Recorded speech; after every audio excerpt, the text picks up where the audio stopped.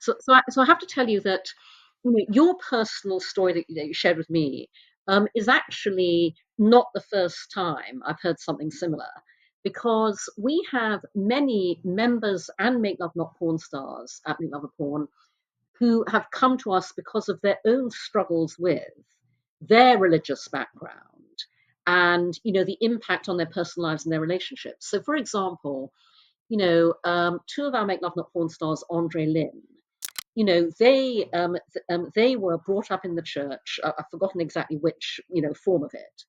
Married young, really struggling. They actually credit me with saving their marriage as well, because Andre, the husband, came across my TED talk, found it a complete revelation. That brought them to Make Love Not Porn.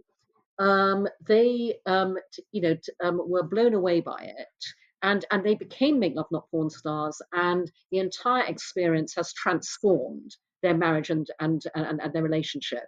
And in fact, they were a couple of years ago. They were visiting New York, and so they came round to visit me, and Oh, we that had this is awesome. meeting, which was brilliant. That is And so then cool. yeah, and then we have. I mean, and this is actually a common thread. There's another Make Love Not Porn star couple who and basically, again, brought up in very fundamentalist Christian households, came across a mention of us in a magazine somewhere, and this is some years back, and they said to each other, we have to do this to overcome the shame and repression around sex that's been inflicted on us by our upbringing. So they filmed themselves having sex. It was the first time they ever filmed themselves making love, and they shared it on Make Love Not Porn. They found the experience transformative. They've since shared so many videos, and so we are delighted to be able to help in that scenario. And also, obviously, I designed Make Love Not Porn to make it easier for everyone to talk about sex. And so over the years, we've had so many people writing to us saying, you saved my marriage. You saved my relationship. We watched Make Love Not Porn together. It inspired a complete breakthrough in communication. In fact, one couple said, and again, this is because, we are socializing, normalizing, destigmatizing sex. They said, watching the videos on Make Love Not Porn felt so natural and normal. It was as easy to talk about what we watched as anything we watched on Netflix or on TV. And then from having that conversation, it was just one short step to then talking about our own sex life in ways that really improved it. So I'm delighted that, Make Love Not Porn is absolutely proved concept in terms of its ability to help with just these sorts of issues that we're discussing. Yeah. Wow, I have so many thoughts. I'm like, don't know what I would want to share or not, but Whatever you like, I'm cool with it. I was Yeah, thinking absolutely. about with what made Make Love Not Porn different for us, and I think what it was primarily for me because I was so afraid of everything. We didn't even watch like nudity on TV, sex scenes on TV, anything like that, and we were like, what is the first thing that we do? Like, what is the safest thing to do that's not gonna like blow shit up in a bad way? So Mm. I think I was like, we were trying to debate whether we should try movies or porn, and I was like, I think that what led me to wanting to try porn first was that there's dicks in it, because on TV it's not. It's all like Yeah, the yeah, traditional gaze, and I was like, that's just going to yeah, make me more uncomfortable and make me more triggered. Where yeah. porn, it's equal and even, and we can talk about and both be like kind of in the same, what do you call it? Vulnerability. Yeah, same vulnerability, and so when we then you reminded me of Make Love Not Porn. So when we tried that, it was just like you said, it felt very natural, like it didn't feel weird or anything.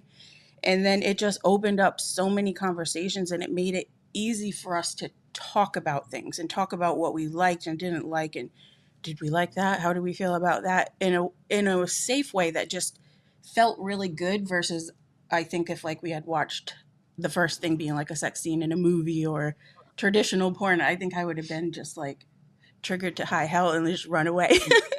Yeah, Yeah, yeah. No, I hear you. I hear you. it was really good in that way. Like it just works. So like there's so many thoughts, but one of the thoughts that I have is what we were taught is that porn would ruin our marriage, ruin everything, blah blah blah.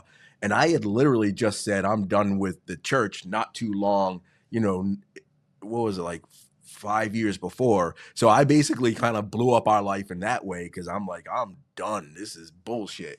And it's completely, goes counter my values. So, and then we come to this part, and it's like, okay, we weathered that, which wasn't easy, but we weathered that. And then it's like porn had been this elephant in the room and all of that, because we had started exploring in the late 90s when we were very young together, and it was really dope. But after she had got pregnant and all of that, what came on it is all that programming of, well, if you do sin, in the belief system we would come up, and if you do sin, then God will take your child. So that was what kept her tethered to it, because I was going to leave in the late 90s. I was like, because I was really unhappy with a lot of things I was seeing happening. But then that caused us to break up. So we broke up for a very short time.